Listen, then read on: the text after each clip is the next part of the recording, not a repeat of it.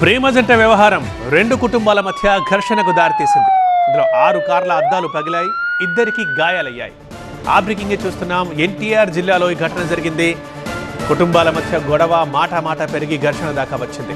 వత్సవాయి మండలం తాళ్ళూరులో ఈ సంఘటన జరిగింది. యువతిని తీసుకెళ్లారంటూ బంధువులు ఆందోళన చేశారు. మాట పెరగడంతో ఘర్షణ చెలరేగింది.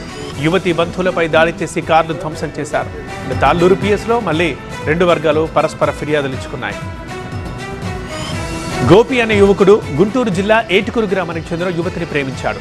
యువతి ఓసీ క్యాస్ట్, యువకుడిది బీసీ క్యాస్ట్. దీంతో వారి పెళ్లికి అమ్మాయి తరఫున పెద్దలు ఒప్పుకోలేదు. యువతికి వేరే సంబంధం చూసి 8 నెలల క్రితం పెళ్లి చేసేశారు. అయితే పెళ్లైన తన ప్రేమను వదులుకోలేకపోయింది ఆమె. దీంతో ఇటీవల ఆ ఇద్దరు కలిసి ఇంటి నుంచి పారిపోయారు.